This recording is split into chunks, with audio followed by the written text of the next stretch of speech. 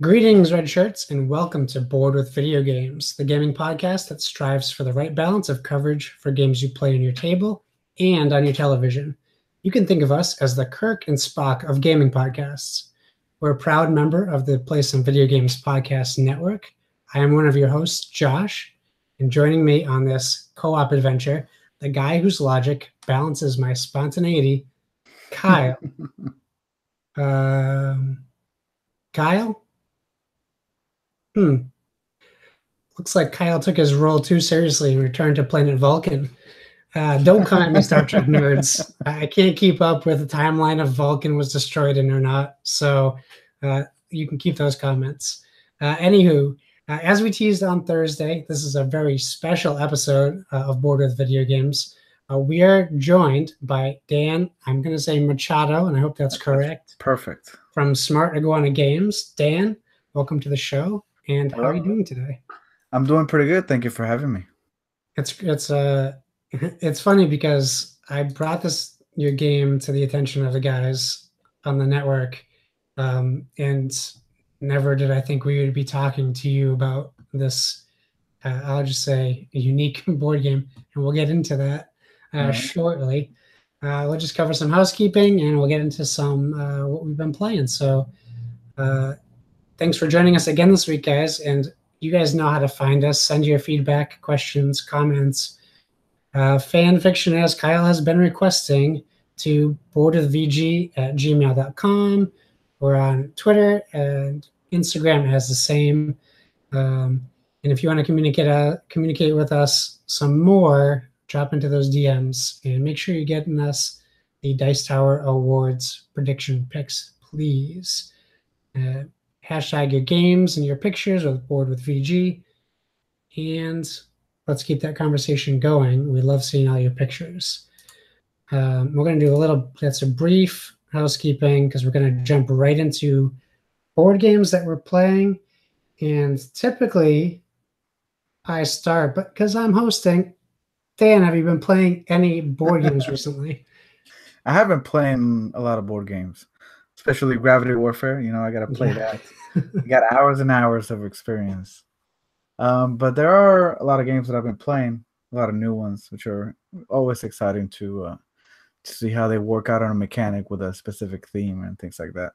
Sure. Anything that what can you think of as like the most recent that you played that isn't Gravity Warfare? We played Ex Libris, if I'm saying that right. Yeah, and that just won. Best card game, I think, at Origins. At Origins. Is it about books, libraries? Yes, it's about a library. It's a pretty cool game. You're a librarian who are trying to collect these books, which are the cards, and there are several books in the card, several types, and you're just trying to collect in alphabetical order and build a shelf with all your cards. And ones that are not in alphabetical order, you lose the points and blah, blah, blah. But it's a really cool game. It's a really nice, sorry I'm not giving the perfect pitch for that game. That's okay. That's okay. But it is, I can recommend it. It's a really cool game. We just played it. My wife loved it. And but I won. So she didn't like it that much. I know what that feeling is like. So that's by Renegade Games. And what do you think? What's the difficulty? Is this like an entry-level game or maybe like a more seasoned gamer? Ex Libris? Yeah. Well, they do have a with the player cards, there's a one side with an ability and the other side without ability. So you can play as a first timer, everybody without the abilities to reduce like that level of complexity of using an extra ability. But we played it with the abilities and it was just fine. I think it could be as a medium introductory. It's not the easiest game, but it's definitely not very difficult. As you play the game, you will see the difficulties in building the shelf perfectly so that not only you're in alphabetical order, but there's another level to it where there are cards with the same letter, but they have numbers on them. So there's 1 through 10 or 1 through 5. So not only do they have to be in alphabetical order, but also in numerical order. If you have more than one A, they have to be in also numerical order. So, I mean, it's decent. It's really... the difficulty is not that bad, so I recommend it. Nice, cool. So definitely a game that we've been looking at. We were looking at it at PAX Unplugged, and there was too long of a line to even play it. So Yeah. it's definitely on the wish list. Yeah. So for me, we re-recorded yesterday, which would be we recorded on Wednesday. So when you're listening to this, it'll be a few days ago. But we talked about some games that we played recently, like Century Spice Road. It's a good one. And my wife loves that. She wins every time. Yeah, we started with Gollum edition, which was kind of backwards, but we loved it so much we really wanted to get just for the art alone, get the original version of it. But we recently we played Muse. Have you heard of Muse? I have, but I think I've heard of 2 Muse games. Okay, so it's essentially like it's kind of like Dixit meets a more social party game. Okay. I know Dixit could be a party game, but you have a deck of cards that is full of very nice art, and they're about the same size as Dixit cards too. And then you have a smaller deck that you shuffle, and it has like things you have to do, like what was the last one? Like a non-fictional piece of clothing. And what you would do is when we first played it, it was just my wife and I, and it's really not meant to be played for 2 players, even though there are rules for it. It's definitely for parties. So we played it with 6 people more recently. You split the teams in half, and what you do is you draw 6 picture cards, and you draw 2 rule cards. And the opposing team picks, so the team that's playing picks a player that's going to do what they have to do. The opposing team actually picks the image card and the card they have to use to. One of them might be like whistle a song or use a hand gesture to describe the card. So then you'll give the opponents the challenge card, I'll call it, and then they get to see the card that they're going to act out for their team, and then you show them the other 5 cards, and they show the whole team the cards. So they have to guess based on the 6 images which one was their original clue from. So like the first game we played, it was like pick a color, and there were like 4 cards that had blue on them. So we were hoping like and they did say blue, and then that team had to kind of figure out of the 6 cards which one was the blue card. What was the pantomime for blue? In that case, they just had to use a color. They didn't have to pantomime it. It's not my favorite game, only because people didn't seem to be enjoying it as much as I was, I guess. So I think you have to find like the right balance of party games. If not everyone's enjoying it, it's kind of tough to bring that back to the table. But I'll try it like with family, like on holidays, because they're a little bit more, they're not into the hobby as much. So they kind of, I feel like they might be more into like fun, kind of not so serious kind of games. So we'll see. It also could fail terribly too. So you never know how that's going to go when family gets. Yeah, I mean, there's always different opinions and different tastes for games.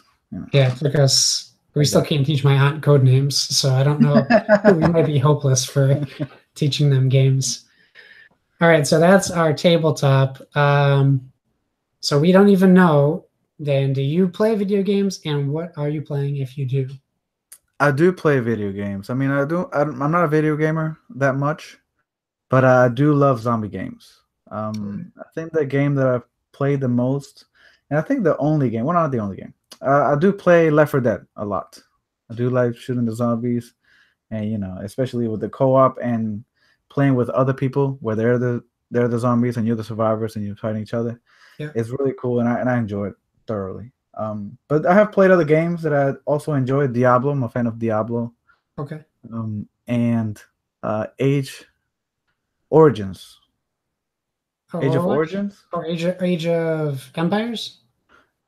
Age of Empires is another one, but no, it's Age of Origins or Origins? Dragon Origins. Oh, Dragon Age. Dragon Age. Dragon Age. Gotcha. I gotcha. Yeah, Dragon Age. It's Dragon Age Origins. That's what the title is. I'm crazy. But yeah, Dragon Age I played. It's been a while since I played that one. But I do like those games. Dragon Age was pretty cool, and the way that it slows down and you play as each character for their turn is pretty cool. Nice. But yeah, now that you mentioned it, do you play Age of Empires? I was thinking about picking up the remaster on Steam because it's on sale. But back in the day, that was like it was Age of Empires and Command and Conquer. Those were our games. Like Yeah, in a house where we used to have two computers. Like my brother would go in one room and he'd be building his empire, and I'd be playing against him in the other room. yeah. So yeah, I love the Age of Empires series, and I think it's long overdue for a new one to They come out. they have it on sale on Steam. What a Yeah, bummer. yeah. I just bought it like 2 months ago. Uh, I I don't know the swear, discount. It yeah, might I be too swear, high. I love this game. I love Age of Empires, and for the longest, I thought that game just died. Nobody Yeah, played it anymore. It's old, and I just, I never heard of it anywhere. Not on the video platform, so I just never heard it. People saying it, just it yeah, probably just it died. But I found a YouTube channel, T90 Official. I was like, oh, they play Age of Empires, and I click it. I was like, oh, these are cool old videos of the guy, just talking about the game or commenting on the game. And look at yeah, the date; that was like yesterday. Like, there's no way, and they have like 30,000 views. It's incredible. Like, there's still a community, and I love it. And the reason for that is because or the reason I was looking for that is because I was trying to develop a cool uh, empire building game, and I was trying to see the old game that I used to play, and I want to see maybe get inspired and see if I can pull something out of that game. And yeah, yeah, but yeah, there's still a community, and I love it. I got the game, and I'm playing. I suck. I don't know if I can say that in your podcast, yeah. You can, but you can. I'm not as good as I was before. I can say that right now. Yeah, I'm a no, I definitely hear you on total that. noob. Now, so have you played or Civilization before? I have not. I have Okay, not. so I had never played it. It's Civilization 6 is out now, but it kind of came out around the same time I was playing Age of Empires, and I always looked at it, at least when I was a kid, as like a less fun, more like because it's political, like, and you have to deal with like all these different aspects, not just fighting. All right. At least so I thought. But since I just upgraded my PC, so I've been joining all the PC gamers again. And my Yeah. buddy has convinced me to get Civilization 5, which is like $13 right now. And it's Yeah. basically a better Age of Empires. Uh, it's you have all the same stuff from Age of Empires, building like a military, but you're also developing like your own country. Like I started as Greece, and you choose where to settle like your city.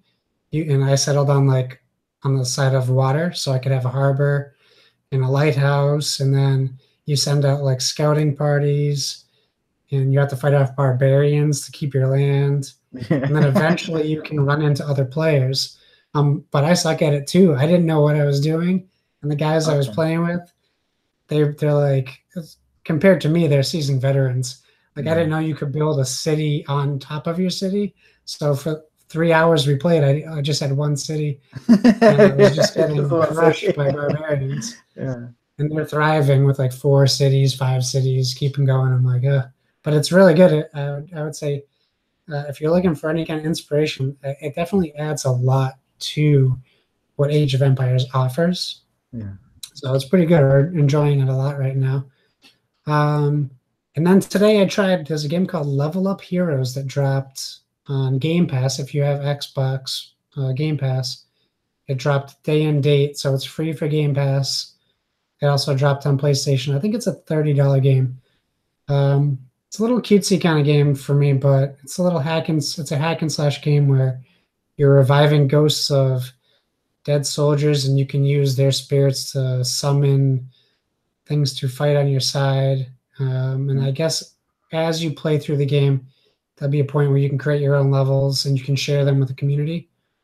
And after I completed the first level, it said you have unlocked cross-platform play. So I'm assuming that means I'll be able to play with people on the PC. All Uh, right. And maybe the Switch if it comes out. I'm not sure what consoles it is out on. I know we won't be able to do that with PlayStation because they don't like to play with others, Yeah. which is Well, what it is. yeah. No, right now, the last console I owned was Nintendo 64. Really, Yeah. I that's had Nintendo. not a bad thing.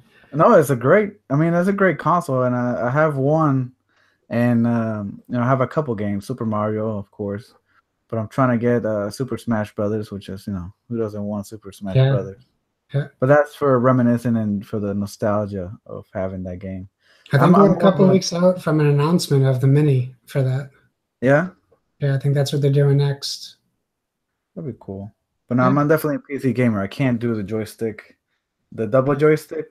I'm done. Like, if you give me a joystick on the Xbox, I'm the guy that everybody's making fun of because I'm like looking up and spinning, and yeah. I can't do the double joystick. I can't do Yeah, yeah. Meanwhile, I have my Xbox controller plugged into my computer, so it. I'm the Yeah, opposite.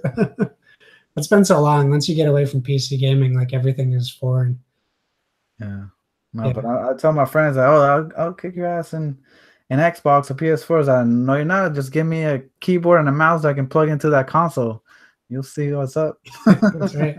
I know. I mean, we're not too far from. I think you can use a keyboard and mouse on the Xbox now, Yeah, so we're getting there. It's all going to become one thing eventually. yeah. But Heard that this guy, you can't connect with Xbox and PlayStation and computer because of a code or whatever. yeah, And apparently this guy hacked into the mainframe server or whatever and took away that code and everybody could play together like Xbox and PS4 and yeah, for a PC. minute. Yeah, Yeah. That lasted like a month and like rushing to fix it. Like it's fixed. It's like yeah. this is perfect. Why are you trying to take this away? Yeah, And some yeah, dude flipped the switch, and yeah. then Sony was like, "Whoa, flip that switch back! What are you doing? We can't have that." I give Sony grief, but they're doing it for a reason. They need to make money. Yeah. I mean, everyone does. That's what we're in it for. Not me. I'm not in it for money. This is all for fun. Yeah. But enough about video games. Let's move on to the big topic of the show. The whole reason why we have you here, and since we have this excellent opportunity to talk to Dan from Smart Iguana Games, it seems like that's what we should do. You have a crazy, in my opinion, unique game. If you are on Kickstarter, if you just go to the search bar, Gravity Warfare comes up, and you guys are killing it right now on Kickstarter. Yeah. So we're just gonna. So Kyle and I have some questions, and we're just gonna go through them, and we'll chat on it. And if we don't have anything more to say, we'll move on, and we'll see All what right. we can Yeah, fit in. I perfect. haven't started a recording time on this, so who knows how long we've been recording. We're just gonna keep on going. All right. All right. So let's start with the first question. Seems like the obvious one. How and when was Gravity Warfare conceived?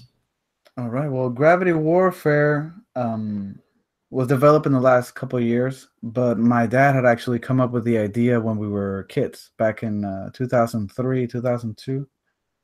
He says he dreamt it one day on the couch, and he just got up, and he's a master carpenter. And we have a wood shop, and he just got his tools, made this little wooden prototype of a game with a self-balancing platform, and then we were putting wooden chips on it or rocks sometimes, and it was pretty cool. It worked the same, and we had a bunch of fun playing it.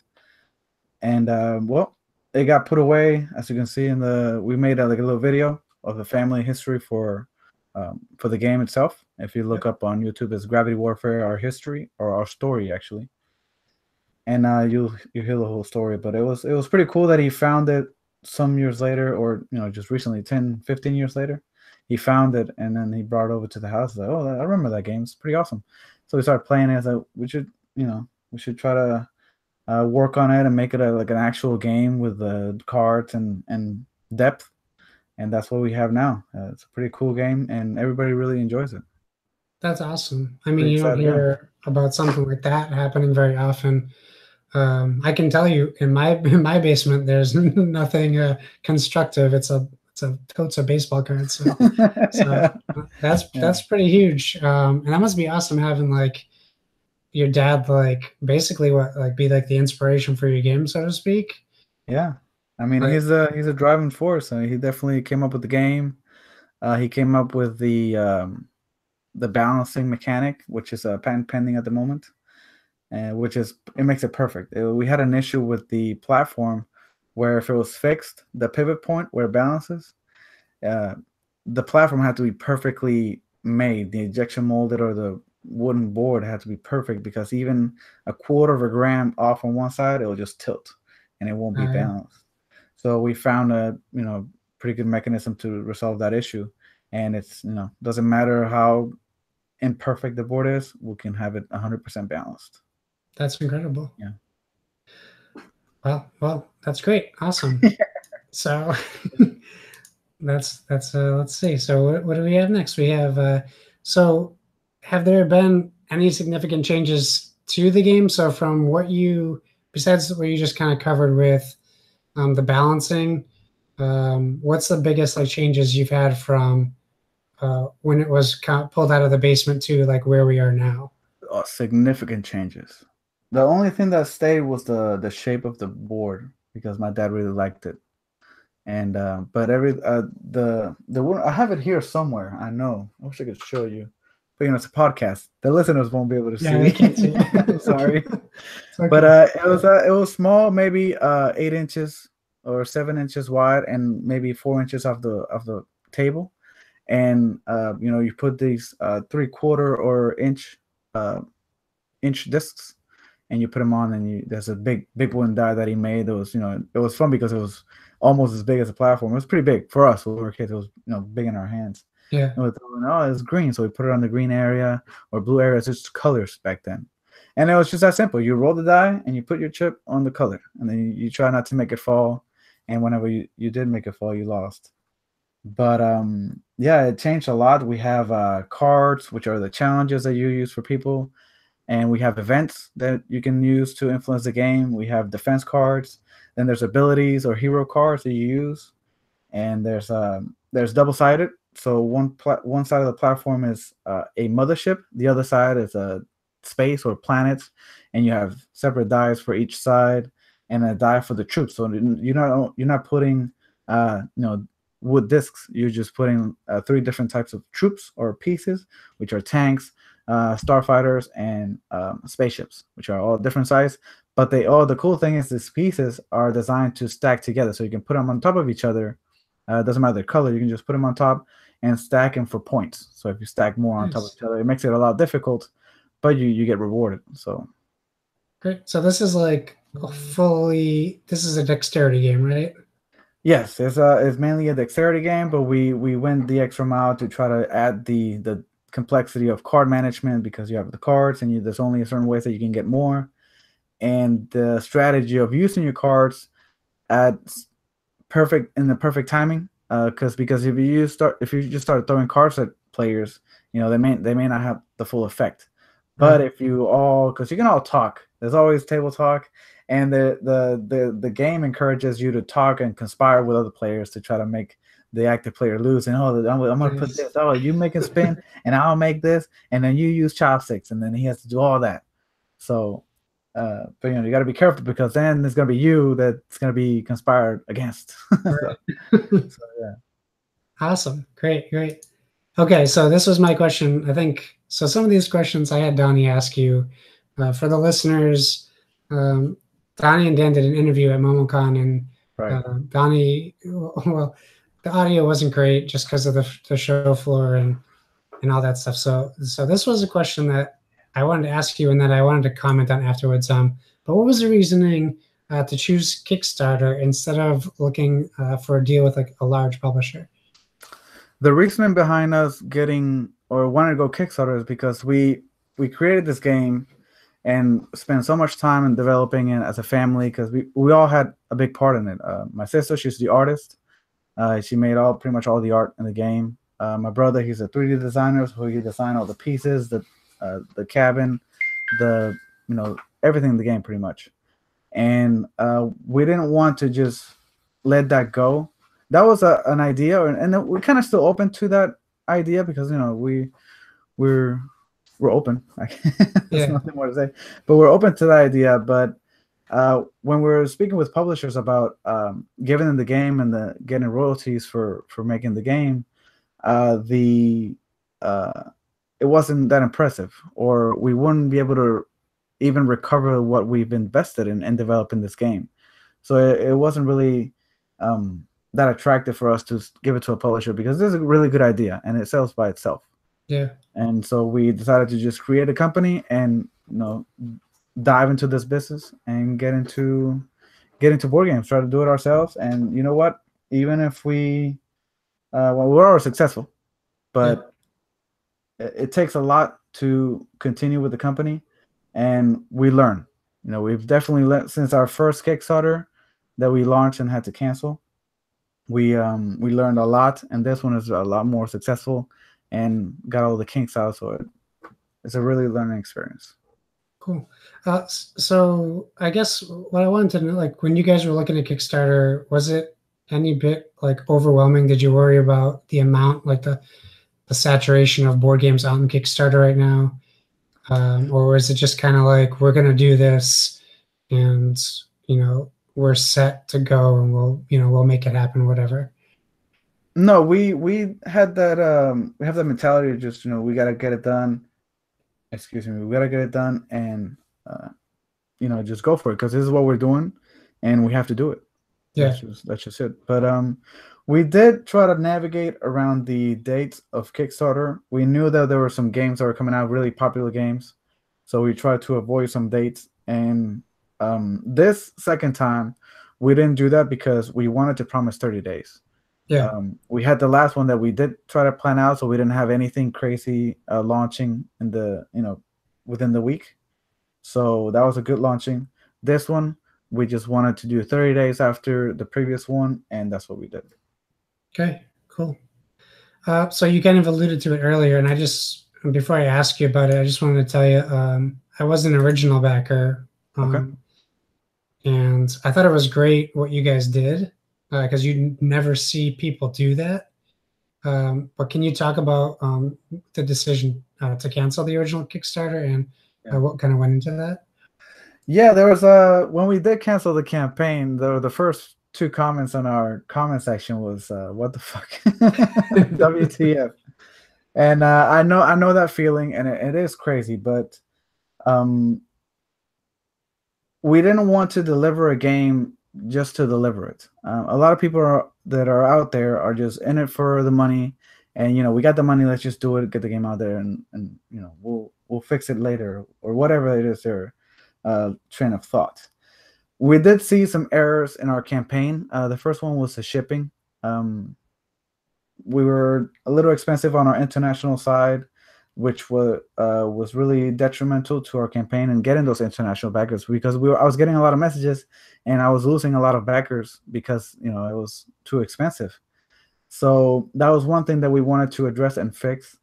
The other one was the fact that we made the game, it was 2 to 4 players, and then we had the idea of adding the 5th and 6th player as an expansion. So we made the prototypes, which we make them ourselves. Just a couple of parts that we just can't make. But we make the games, and we wanted to make it full to show it at conventions. This is what the game could be. It's full 2 to 6 players, blah, blah. But people really got used to that. Our backers got really used to it. And when they saw on our previous campaign, there was 2 to 4 players with a 5th and 6th player expansion at I think it was $50,000, $60,000 goal.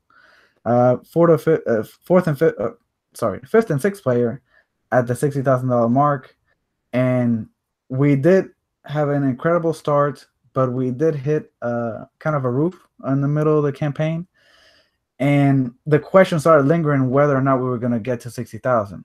And that question started to come up in the comments, which is understandable. People really want this the 6th player expansion. But that was actually causing us to lose backers because some people were actually not pledging because we weren't at that level yet.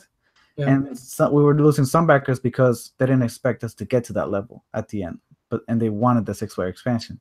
Right. So we saw that a couple days where it was really bad numbers for the campaign, and we just decided to, you know what, let's just put some brakes on here. Let's just reset. We're gonna offer the game like you guys wanted, because we want to give the backers what they want. You know, shout out to my backers. Thank you for supporting us.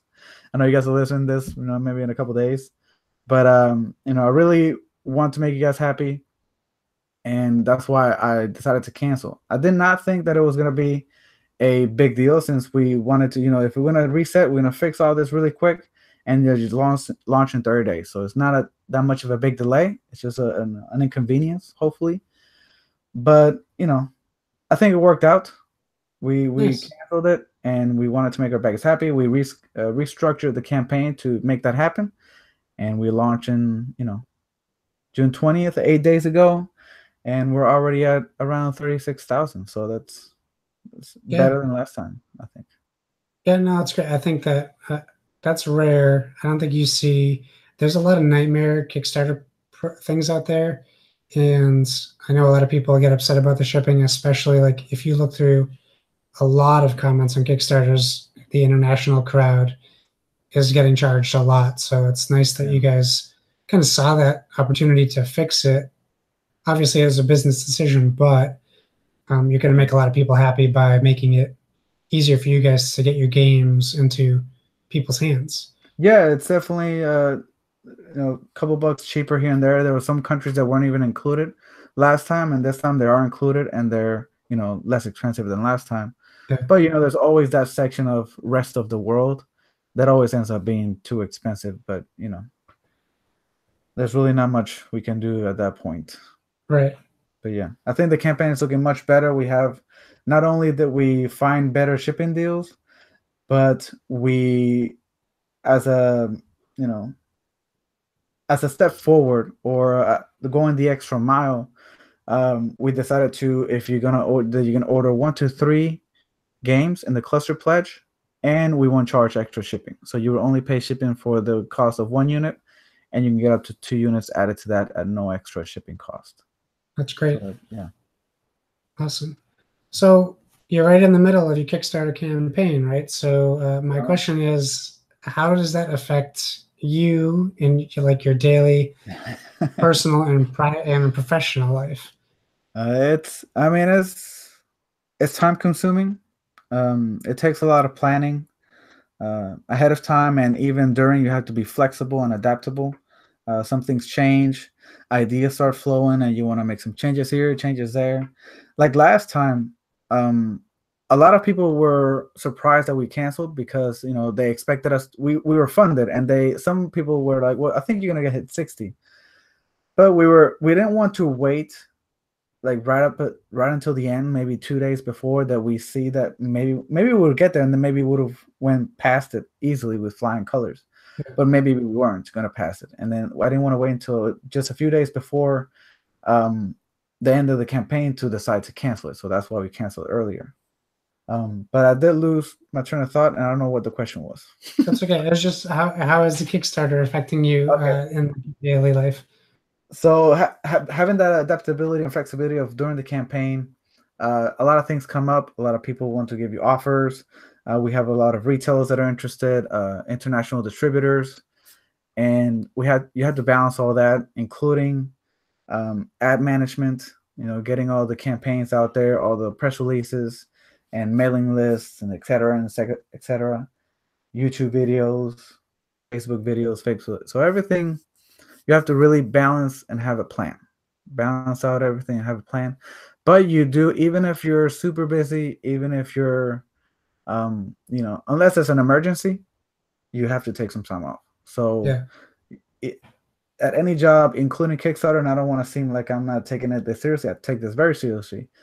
But at a certain time, I got to, you know, make sure I separate this office in my house from the rest of my house, which is my life. So I leave this here, and I go enjoy. I have some dinner with my wife and talk to her and watch some TV. But you know, you always have your phone, making sure nothing's crazy coming up. But yeah, you have to take time off, and it's crazy. It's crazy. I bet. I can't imagine. Yeah. But it's good, right? It's awesome. Good experience. You have to do it. You have to do Kickstarter if you're in any kind of business that you can use Kickstarter as a platform to get you somewhere. Do it, and do it with a smile on your face. Don't get too um, bogged in the details or anything. If you have a good idea, a good project, or if you're even passionate about a project and not even really a good idea, but you're just passionate, you want to get it done, some people may just support you. And it's an experience like anything else, and then you're gonna learn. You're Yeah. gonna learn. Cool. So before we started recording, we were talking and about all these conventions you've been to. So that leads Yeah. into the next question. The game has a table presence and it draws a crowd for sure. So how has it been demoing the game, going to all those cons, and what's the feedback been from the people experiencing the game? Oh, the feedback has been amazing. We really haven't received, excuse me, much negative feedback. We really haven't received that much negative feedback going to conventions. Even in the early days, we did go to Dice Tower. Dice Tower was our first con, like I mentioned before, and even then, I know that the game is not as good as I think it was back then. It wasn't as good as I thought it was back then. Sure. But it's definitely not as good as it is now. We have evolved a lot ever since then, because we have players that saw us on Dice Tower and saw us later, maybe at MumbleCon or at Origins, and they're like, "This game is not the same." It's like, no, it changed a lot. So, and it changed for the better. The the emotions that I felt the first convention in Dice Tower, it was incredible. It was, you have this game on the table and people, I'm playing, explaining this game, and just people stop next to the table, surround the table, and they want to see this crazy balancing platform that doesn't fall. How is that happening? And then they see the pieces all on the board, and then it's tilted, but it has to fall. Why is it not falling? That's what people think. Is like, what? And then people are trying to put that last one on there, maybe, and then everything goes to the table or falls. Everything falls, and everybody's having a good time. Even the person that just lost the round is like, "Oh my god, I lost!" And then smiling and having a good time, and everybody around is like, "Oh, you almost had it." even your opposing team, even the opposing players, I mean, they're like, "Oh, you should have done this, or you could have done that," and you almost had it. And it's really fun to see people having that much fun in a game. And not only that, but after a while playing at Dice Tower, I took a break and I went over to check out the games, talk to the publishers or designers that were there, and I look back and there's a couple of clicks here and there, groups of people watching on the tables, but this big, circle surrounding our table, and they're all watching the game, and it was really humbling. And I love that people really enjoy the game, and we're having fun playing it. And it was the same experience at every convention. Yeah. We went to plenty of conventions. I don't know if we were recording when I said that. No, that was we before recording, yeah. Right. We went to Gen Con, Dice Tower Con, Dragon Con, Shush Con, Whose Turn Is It Anyway, Scare Up, which are local conventions here in South Carolina and North Carolina.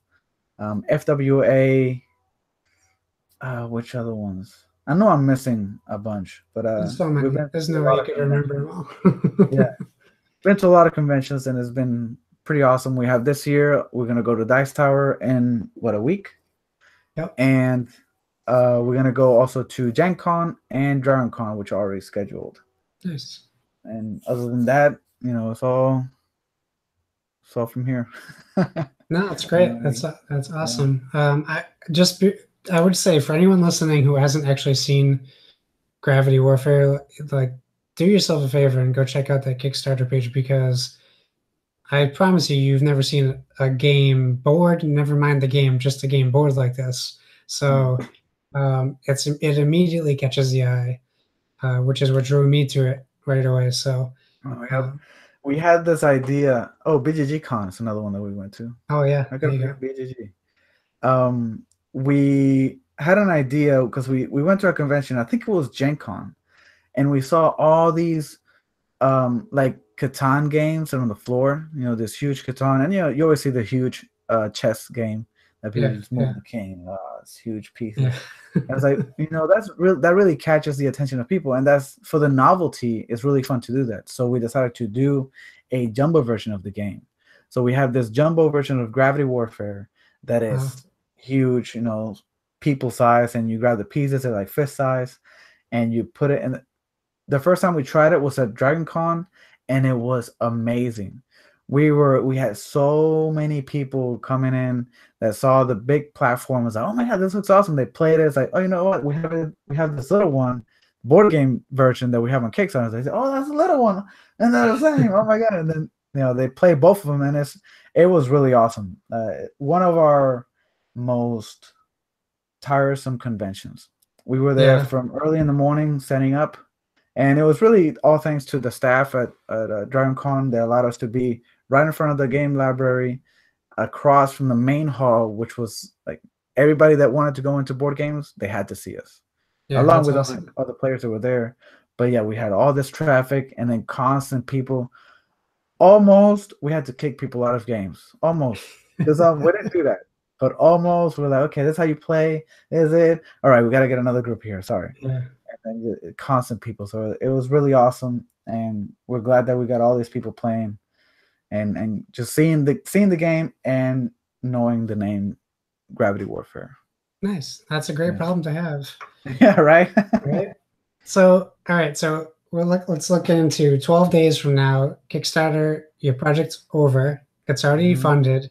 So you can have all your post-production on the game and shipping and backing. But what I want to know, after Gravity Warfare, the initial Kickstarter is done, what is next for you? Are you going to take a little vacation? Do you have other games you're thinking of doing? You're thinking of expansions? Like, what do you think is next for you after? I know it's a little, maybe even presumptuous to ask you this question, but is there something after Gravity Warfare? Oh, there's plenty after Gravity Warfare. We have all these ideas that we wanted to implement into this game, but it was too much stuff. And we wanted to really dial it back, because even at the beginning, before we even launched the first campaign, we wanted to do a deluxe version of the game, including the jumbo, and offer in the Kickstarter. Which, you know, one was just a little bit more expensive than the regular one, but the jumbo was really expensive and a nightmare to manufacture, and like the logistics and all that, it was crazy. So we decided that we were doing just a little too much on our first go, our first Kickstarter, and our first game, and we just wanted to, you know, dial it back, just stick with the basics, maybe add a few things here and there, which we did, but really stick with the base game, and then go forward after we have this game, and like a little leg going, you know, getting the ball rolling, then we'll do more. But yeah, we have every now and then we're just sitting around watching TV or eating something. I get my ideas mostly from driving to conventions. I'm driving all the time, and I hate it. I hate driving with passion. But I pass the time talking to my wife and my dad and my mom, which we're always driving together, and I come up with ideas for games in the drives, and that's how I came up with most of the ideas for the future games of the company. I have about 21 titles, ideas that I'm working, and there are 6 or 7 that are actively being worked on.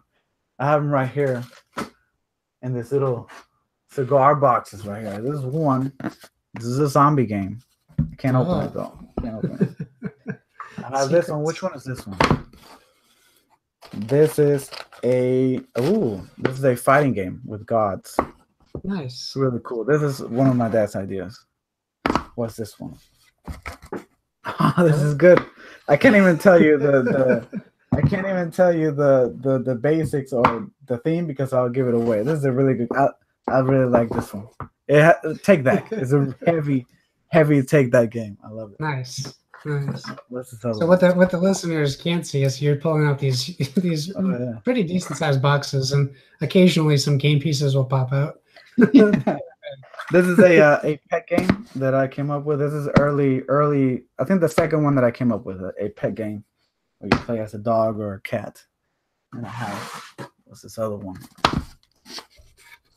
These will all be under Smart Iguana Games, most likely. Yes. They're all under the company, and you know, I think it'll be a really good, nice sized company. We don't want to be Hasbro. That's Hey, Cephalofair is one guy who made Gloomhaven. I think you can do anything you set your mind to if I can do that.